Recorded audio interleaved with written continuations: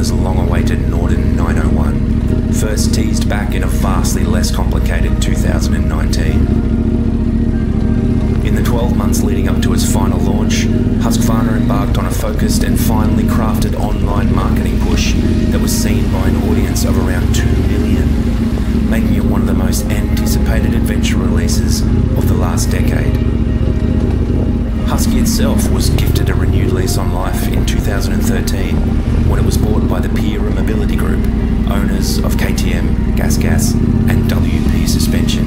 In Australia, the company has seen its sales double over the last 4 years alone, and it's clear the heritage brand, which has seen many masters over its 119-year history, has now found a home with a vision for the future. The two-day launch began with our first face-to-face meeting with the Norden, which is a handsome chap in person, and then we enjoyed a tech talk and Q&A with Rob Twyrold, who is one of the true tech gurus of the moto world. Eventually, a picture-perfect evening settled over the high country, and the morning brought out a mob of curious roos and our opportunity to finally experience the Norden on Aussie soil. An occasion I somehow celebrated with helmet hair before I'd even put on a helmet. You've opened the door, you cannot close. Can't wait for this one. Just a sexy beast, yeah? First impressions of the Norden 901. What a comfortable bike. What an amazing seat. It's so wide and comfortable. It's very different to anything I've felt before. It's completely different to the 890s. Immediately this doesn't feel like an 890, and largely because of the shape of this seat. So Husqvarna was bought by KTM in 2013 and released their first road bikes, the Svartpillen and Vitpillen. I think I said that right, but don't fact check me on that one. My Swedish is a little rusty since the Muppets were taken off the air. And this is Husqvarna's first full fairing. Hey, Africa Twin, how you going? Hey, Africa Twin, hey, Africa Twin. Africa Twin triplets.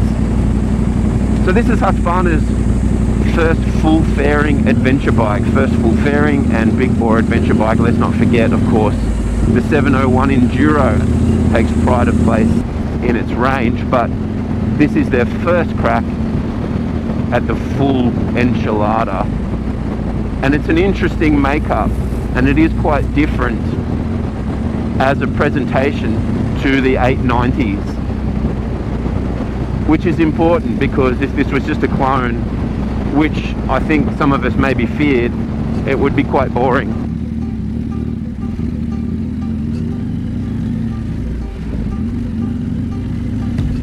I picture my car, I know what it costs.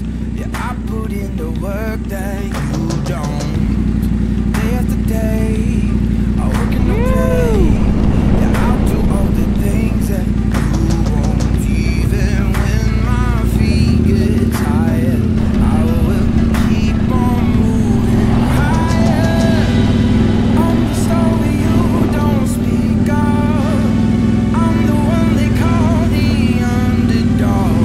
'Cause every time the push comes to shove, I'm climbing over you. The Victorian high country is in many ways a perfect setting for our introduction to the Norden 901.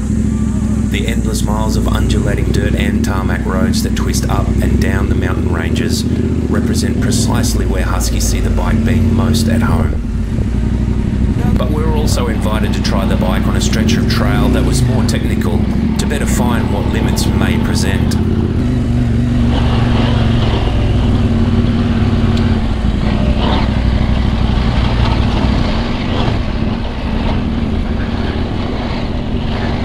So giving it a test on a bit of a rougher track here. The apex covers itself pretty well. You don't want to hit these erosion mounds quite that hard. Especially the shock blows through fairly quickly. But it's tracking well. And in the standing position's quite good. The seat, even though it's quite wide at the back, it is narrow enough at the front to really grab with your leg.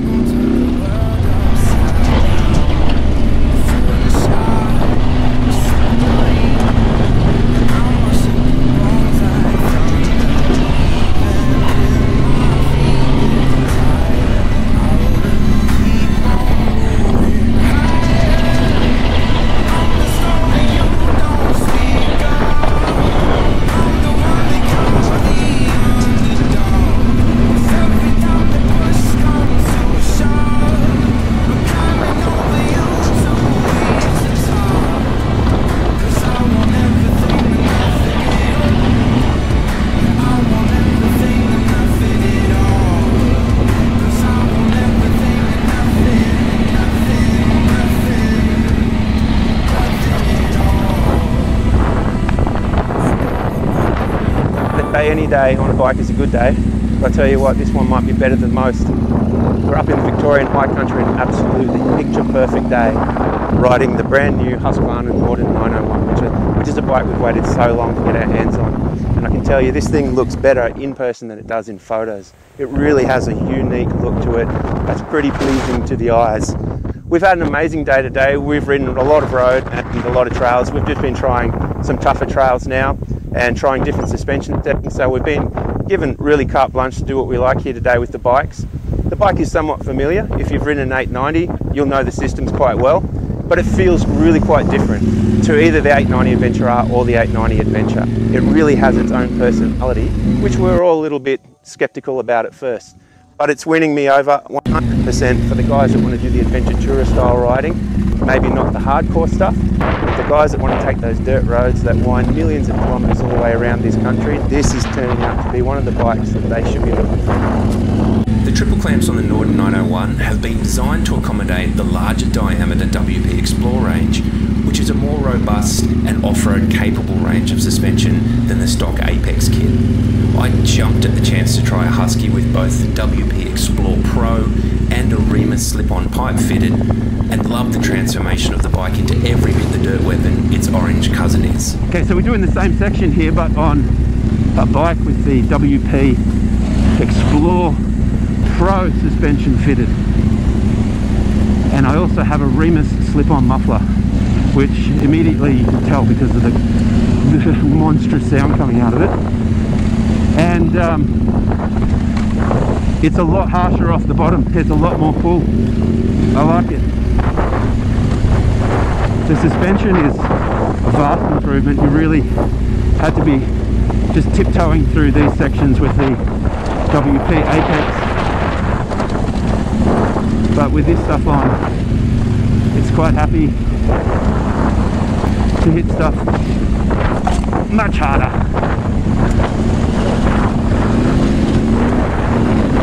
Yeah, this really brings out the off-road animal that's inside the Norden 901. The pedigree is there if you need it. Not everyone needs to do this, and that is the point of the original setup of the Norden.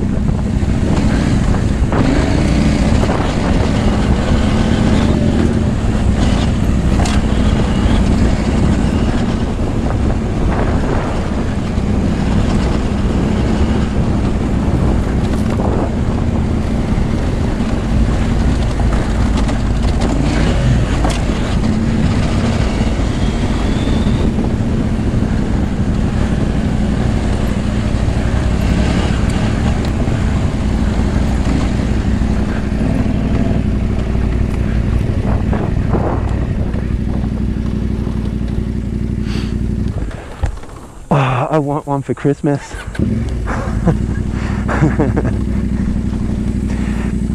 And with all the fun we were having, it's impossible to forget that we're there on a beautiful day in the high country, and sometimes you just got to take a moment to appreciate it all. Wow.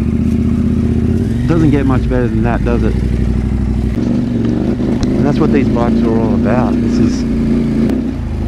This is why we head out of our garage on two wheels. As the day was drawing to a close, we all took a moment to take in the views at the iconic Danny's Lookout near the Hotham ski resort.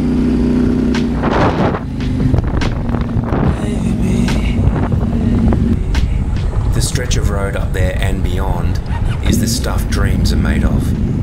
And after shaking off the dust from the dirt tracks and switching from Explore to Street mode, the Norden showed its prowess on corner after corner, with a planted front end and plenty of power to pull through to the next bend. It really felt like the Norden was more at home here than it was in the dirt. I still wasn't convinced on the bike as a solid off-road ride, but we had a day of riding to go, and I'd made some simple changes that would bring a much improved feel and far more confidence in the dirt. We arrived at the little village of Dinner Plain with plenty to talk about, a thirst for a couple of beers and a hunger for some brisket.